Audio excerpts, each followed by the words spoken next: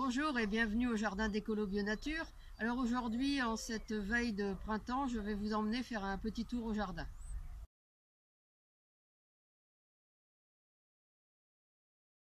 Alors donc, je vais vous emmener faire un petit tour au jardin, voir un peu ce qui commence à y avoir, ce qui commence à sortir, et puis ce que j'ai commencé à semer. Alors nous allons commencer par là-bas au fond. Je vais vous montrer, j'ai mis des nouvelles asperges. Alors bien entendu, il n'y a rien de sorti pour le moment. De toute façon, elles ne seront pas consommables avant 2 ou 3 ans, puisqu'il faut laisser le temps au pied de s'installer. Donc là, ce sont mes asperges habituelles. Alors j'étais obligée de mettre des grilles et puis quelques planches à cause des canards et des poules qui venaient gratter. Donc ici, j'ai ajouté des asperges sauvages, Amaro Montina. Enfin, c'est des semi-sauvages, puisque au départ, c'était une variété sauvage qui est maintenant cultivée. Et de l'autre côté, ce sont des asperges violettes. Alors, on va aller de l'autre côté pour voir le nom. Alors, comme vous voyez, je ne suis pas en avance pour tailler les rosiers. Il y a encore du travail ici. Alors là, c'est de la Rosalie, asperge violette Rosalie. Alors ces derniers temps, qu'est-ce que nous avons fait au jardin? Nous avons remplacé des carrés. Alors vous voyez, au fond, ici au fond, il y avait un carré. Ici aussi. Et puis là, c'était de quelques cultures en cajot. Et je ne sais pas si vous avez vu l'article que j'avais mis sur le blog et les photos lors de la construction. Mais en fait, les 2 carrés étaient cassés. Donc on a décidé de relier toute cette zone. Alors là, bon, il y a beaucoup de cajots dessus. C'est parce qu'à l'intérieur, j'ai semé des fèves et j'ai planté des ocas du Pérou. Donc comme les canards raffolent des ocas du Pérou, eh bien, je les ai protégés par des cajots et quand ça sortira, j'enlèverai les cajots. Alors vous voyez, la zone est quand même relativement grande. Donc évidemment, ça dépasse au centre les 60 cm, puisque la largeur par endroit dépasse 1,20 m. Donc évidemment, je peux pas atteindre le centre qui a 60 cm. Donc je vais certainement mettre un arbre fruitier. Et en fait, j'ai prévu de mettre le bananier qui est à l'intérieur de la maison. J'ai prévu de le mettre là au milieu. Ça me laissera encore de la place pour le reste, pour pouvoir cultiver dans le reste de la zone. Alors là-bas au fond, c'est des oignons qui viennent seulement d'être mis hier. J'étais pas en avance. En fait, c'est un package que j'ai retrouvé parce que les autres oignons, il y a longtemps qu'ils sont installés. Alors on n'a pas vu là-bas vite fait j'ai fait quelques boutures de framboisiers au moment de détailler. Alors c'est trompeur, ils ont été installés il n'y a pas tellement longtemps, donc il y avait déjà des bourgeons et donc là les feuilles sont sorties, mais évidemment il n'y a pas encore vraiment de racines. Donc on ne peut pas les replanter maintenant, il faudra attendre l'automne. Alors là c'était des choux que j'ai mis à l'automne, donc ils sont un peu recouverts par les fleurs. Ceux-là sont un peu mieux. Donc je vais certainement bientôt retirer les petites mini-serres. Et puis ça me permettra de désherber en même temps. Alors ici c'est quelques radis d'hiver qui restent. Donc je laisse venir à graines. Vous voyez, ils commencent à fleurir pour pouvoir récupérer les graines. Alors ce qu'on a préparé aussi, c'est la zone pour les petits pois. Enfin une partie des petits pois, parce que cette année j'ai beaucoup de variétés. Alors en passant, on va s'arrêter ici.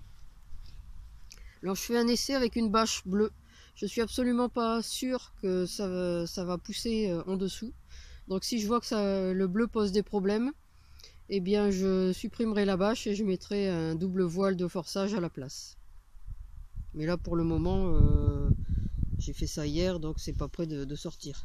Alors pour ceux que ça intéresse, Donc à l'intérieur, j'ai mis de la betterave Voriac, de la carotte nantaise, de l'épinard monstrueux de Viroflay, du kale beurré de Jalais, des radis 18 jours, du navet hâtif, du chou sibérien, du navet Petrovski et de l'aneth. Alors j'ai mon petit papier, hein, je vous rassure, je vous dis pas ça de tête. Étant évident que le chou sibérien, lui, c'est juste pour être piqué par la suite. Lui, il va pas rester là. Tout ce qui est radis, navet hâtif, ça va vite être mangé. Le kale, lui aussi, je vais pas en laisser, je vais laisser 2-3 pieds. Donc ce qui fait que ça paraît qu'il y ait beaucoup de choses à l'intérieur, mais en fait, comme les temps de pousse sont différents, il y aura des choses qui seront déjà parties quand les plus gros pieds, notamment de choux, seront poussés. Alors ici, bah, il n'y a encore rien, vous voyez, c'est des restes encore, il y a encore des salsifis à enlever, il y a encore des blettes à manger, de l'ail éléphant, ici, il y a encore du chou. Alors si j'y pense, je vous montrerai les fleurs de chou. Alors ça, c'est la rhubarbe qui est en train de sortir, donc là, celle-ci, je vais la diviser, parce que ça commence à prendre de la place dans la bassine. Alors je vais vous montrer les fleurs de chou. Ce que j'adore manger au printemps, voilà, c'est ça. C'est les choux qui fleurissent. Voilà. Alors je laisse une ou deux fleurs pour récupérer les graines, mais sinon je récolte ces petites tiges. Et en fait, c'est entre le brocoli et le chou cima dira pas au niveau du goût. Alors ça peut être mangé cru ou passer simplement au cuit vapeur. Alors tous les choux sont en train de faire leurs fleurs, vous voyez. Hop. Donc on va pouvoir se régaler. Alors ça, c'est un chou fourragé, dit chou à vache, hein, c'est ce qu'on donnait à manger aux vaches dans le temps, qui a 2 ans et sur lequel on continue de récolter des feuilles de chou pour qu'on a mangé cet hiver. Alors ici la consoude qui est en train de sortir. Donc je vais vous montrer, voilà encore, vous voyez, tous des fleurs de chou qui sont en train de sortir. Donc je vais vous montrer la zone qu'on a préparée pour les petits pois, enfin une partie des petits pois, et ça me permettra aussi de vous présenter les nouvelles poules. Voilà, alors je vais pas plus près parce qu'elles sont encore sauvages, donc elles ont du mal à s'habituer à notre présence. C'était des poules qui voyaient pas grand monde en fait. Vous voyez, donc il y a une blanche, donc qu'on a prénommée Adèle. Et puis la marron qu'on a prénommée Alice. Comme d'habitude, il y a toujours Adèle et Alice et Marie-Jo, toujours au milieu, toujours fringante, qui a maintenant 8 ans. Mais bon, il y a longtemps qu'elle ne pond plus, bien évidemment. Mais elle est toujours en pleine forme. Alors là, elle est couchée, mais sinon, parce qu'elle est en train de se poudrer, sinon elle est en pleine forme.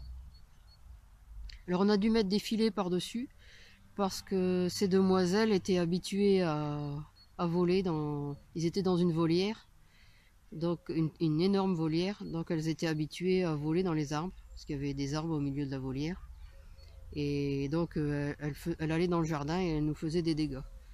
Donc on a mis des filets là pour les empêcher de se sauver. Donc voilà une des zones à petits pois. Alors, vous voyez, du grillage à poules, des piquets, et puis les arceaux, c'est des IRL, hein, c'est-à-dire des câbles des tuyaux pour passer les câbles électriques, puisqu'on va mettre une bâche par-dessus. Et on va venir, en fait, j'avais prévu de le faire aujourd'hui, mais je vois qu'il fait vraiment froid, donc je vais certainement attendre demain. Et on va mettre les petits pois. Alors pourquoi attendre? Quand vous semez des petits pois, bah, vous pouvez les mettre même s'il fait froid. Mais là, moi, c'est pas des petits pois semés, c'est des petits pois que j'ai fait pousser dans la serre, en godet, et que je vais repiquer. Donc je préfère qu'il fasse un peu moins froid, parce que même si je vais mettre une bâche par-dessus, je veux qu'ils ne prennent pas froid le temps que je mette la bâche. Alors, je vous montre l'épinard d'Asie. Alors pour vous montrer comment c'est envahissant, à l'automne, Cathy avait supprimé tous les pieds qui sortaient des briques, du repère des briques, et vous voyez, c'est en train de repousser un peu plus loin. Donc tout ça va falloir enlever pour éviter que je retrouve de l'épinard d'Asie partout. Alors si vous mettez de l'épinard d'Asie chez vous, eh bien vous mettez soit une barrière anti-rhizome, soit un tambour de machine à laver, ça peut fonctionner aussi. Et moi ça je savais pas que c'était une plante envahissante, donc j'ai rien mis et maintenant tous les ans j'ai des problèmes. Alors en passant, je peux vous montrer la roche blonde qui est en train de repousser là. En fait il y en a 10 fois de trop bien sûr. C'est simplement les pieds de l'année dernière qui étaient à graines et que j'ai mis à cet endroit là, sachant que j'aurai à nouveau cette année des pieds puisque ça se ressème tout seul. Alors avant d'aller voir les petits pois dans la serre, je vous montre quelques salsifis qu'il y a encore ici, et puis l'ail que j'ai planté à l'automne, on va les voir. Alors, vous voyez ici le chou, il y a encore des fleurs de chou ici aussi. Là, quelques petites fèves qui sortent. Alors là j'y avais du cerfeuil, mais je pense que je vais rien avoir parce qu'il y a des chats qui sont venus tout retourner en fait. Donc j'ai mon étiquette qui a été carrément retournée, du cerfeuil tubéreux que j'avais mis et qui a été retourné par les chats. Alors donc ici j'ai de l'ail et sur le côté quelques échalotes ici et là-bas au fond, et l'ail au milieu. Quelques échalotes, ça c'est ce que j'avais mis à l'automne. Alors on va terminer cette vidéo en allant voir les petits pois. Je vais peut-être vous montrer de l'ail des ours, peut-être, je vois qu'il est là. Hop, on va passer par ici, dans le dos de la serre. Et là, vous avez mes pieds d'ail des ours. Encore un ail éléphant ici. Et là, c'est un cassissier.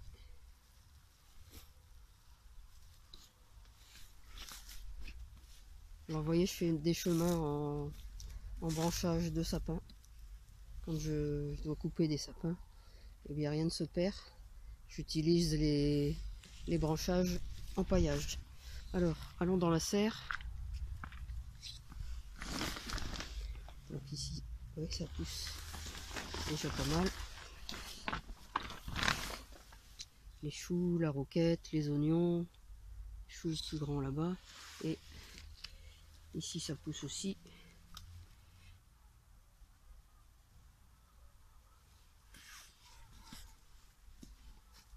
Une salade. Par dessous, des radis raves, de l'épinard et au fond des carottes. Alors des épinards, il y en a un peu partout, de la salade, quelques choux à repiquer, des choux de Milan, des choux raves, des brocolis qui sont à repiquer. Alors ici, quelques oignons. Alors je vais vous parler de ces oignons. Alors ici, encore des choux. Là, c'est des choux cabus de variétés différentes à repiquer. Et derrière, des petits pois. Ça doit être des pois capucines, normalement. Alors donc, les oignons, là, c'est les mêmes que ceux que je vous ai montrés précédemment. Ce sont des oignons blancs Hermine. Alors, l'avantage de ce type d'oignon, c'est que ça peut pousser en jardinière. Vous voyez, là, c'est en terrine et là, en jardinière. Par contre, là, je vois que j'ai un peu trop arrosé. J'espère qu'ils ne sont pas en train de pourrir. Donc, mes fameux petits pois. Voilà. Alors, en godet. Alors là, ce sont des pois capucines nains.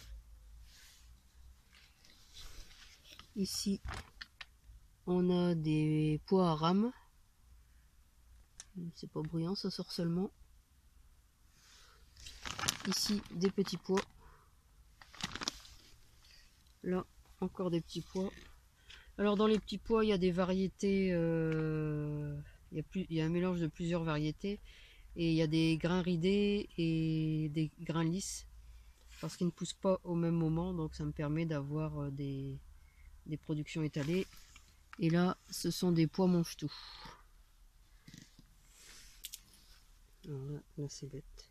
Donc vous voyez, donc tous ces petits pois, ils vont bientôt aller au jardin. Alors ici, de la plante à huîtres. Et vous voyez donc les choux. Ils sont un peu mangés quand même. Avec un peu d'épinards au milieu. Et la roquette. Et ici donc épinards. Au milieu du mouron, il y a un peu de carottes. Enfin, je fasse attention en enlevant le mouron de pas arracher des carottes. Puis là, la salade.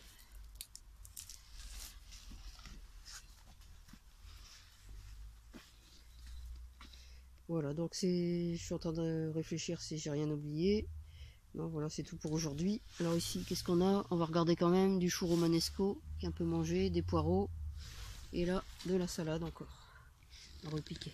Voilà, donc c'est tout pour cette vidéo. Si vous avez aimé cette vidéo, n'hésitez pas à mettre un pouce j'aime, et puis à partager cette vidéo. Et pour n'en manquer aucune, n'hésitez pas à vous abonner à la chaîne YouTube en cliquant sur le petit bouton rouge.